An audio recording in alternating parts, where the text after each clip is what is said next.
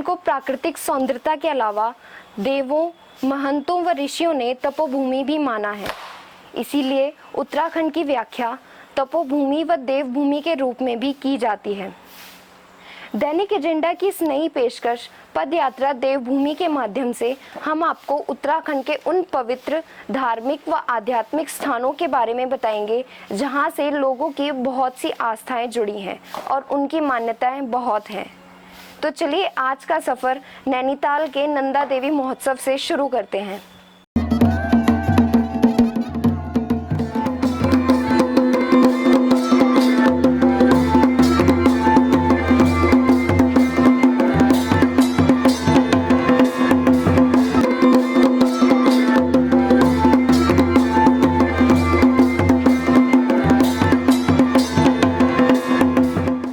नैनीताल का मां नंदा देवी महोत्सव उत्तराखंड की परंपरा, यहाँ की लोक कला को संजोकर रखने का एक विषय है।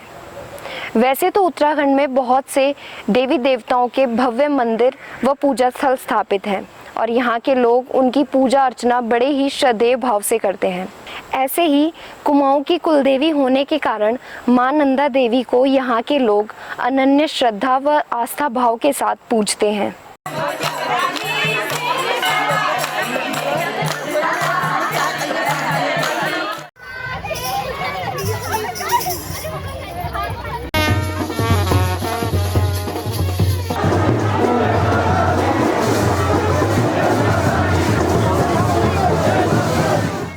नैनीताल के नंदा देवी महोत्सव की शुरुआत सन 1902 में हुई थी। ऐसा कहा जाता है कि नैनीताल में इस मेले की शुरुआत अल्मोड़ा के मोतीराम शाह द्वारा की गई थी, जो उस समय यहाँ आकर बस गए थे। सन 1926 में श्री राम सेवक सभा द्वारा इस मेले को सुचारू रूप से चलाने का जिम्मा उठाया गया था और तब से लेकर श्री राम सेवक सभा ही इस मेले के आयोजन का कार्यभार संभालती आई है।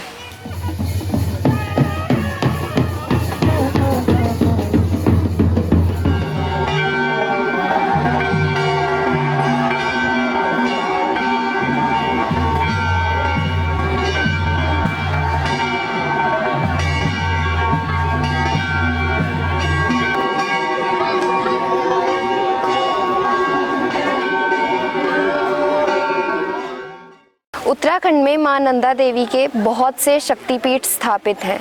उन्हीं में से सबसे महत्वपूर्ण शक्तिपीठ अल्मोड़ा में स्थित है और भाद्र शुक्ल अष्टमी यानी राधाष्टमी के दिन यहाँ नंदा देवी का भव्य महोत्सव होता है। नैनीताल का नंदा देवी महोत्सव भी उसी का एक स्वरूप है, जो सरोवर नगरी नैनीताल के नयना देवी मंदिर में मनाया जाता है।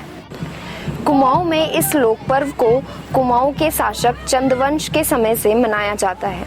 महोत्सव के पीछे यह लोक कथा प्रचलित है कि नंदा और सुनंदा का जन्म कुमाऊं के राज परिवार में हुआ था।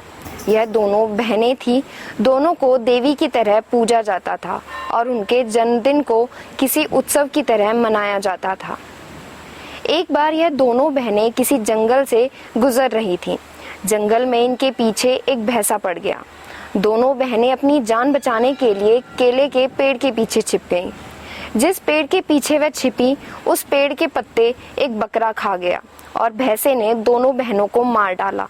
तब से इस महोत्सव को मनाने की प्रक्रिया में बदलाव आए और नंदा सुनंदा देवी महोत्सव पर पहले दिन गणेश जी की पूजा अर्चना की जाती है। फिर दूसरे दिन एतदर्थ कदली वृक्ष यानी केले के बगीचे में जाकर तत्रस्थ वृक्षों को अक्षत, चंदन और दीप से पूजा जाता है। फिर अभिमंत्रित अक्षतों को वृक्षों की ओर उछाला जाता है। जिस वृक्ष के पत्ते सबसे पहले हिलते हैं उसे देवी के लिए स्वीकृत मान लिया जाता है। इस तरह से दो चयनित किए गए वृक्षों को जड़ से काटकर उन्हें सफ़ेद और लाल रंग के वस्त्र खंड में लपेट दिया जाता है और बड़े ही धूमधाम व गाजे बाजों के साथ नंदा देवी मंदिर के प्रांगण में लाया जाता है। यहाँ चंदवंश शासक किसी जन या प्रतिनिधि द्वारा इसकी विधिवत पूजा की जाती है। इसके बाद स्थानीय शिल्पकारों द्वारा इन कदली वृक्षों को काटकर नंदा सुनंदा की मूर्तियां बनाई जाती हैं। इन मूर्तियों को आंगिक श्रृंगार और उनके आभूषणों से अलंकृत करने के बाद उनका पूजन किया जाता है और प्राण प्रतिष्ठा की जाती है। ऐसा माना जाता है कि चंद शासक की बेटियों की मृत्यु के बाद से ही भैंसे और बकरे की बलि दी जाती है, लेकिन पिछले कुछ समय से मंदिर में बलि प्रथा पर रोक लगने के कारण अब जटायु रूपी नारियल की बलि दी जाती है।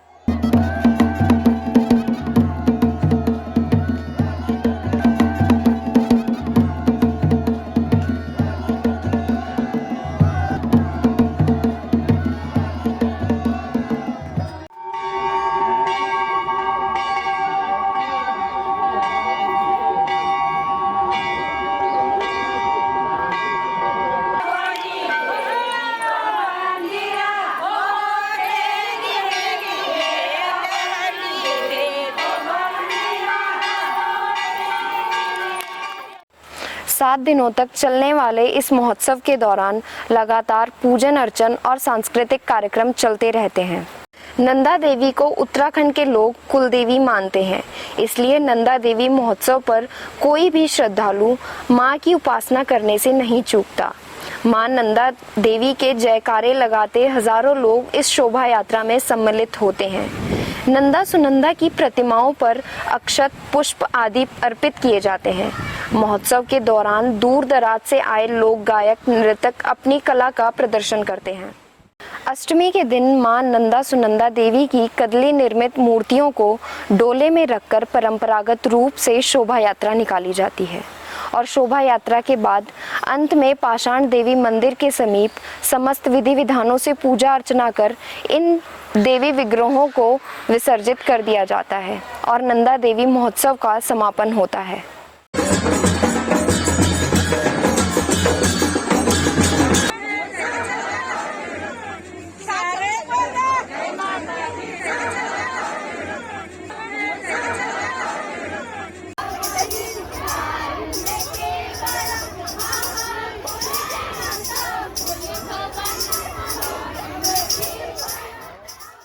पद यात्रा देवभूमि का पहला एपिसोड आपको कैसा लगा, हमें ज़रूर बताएं।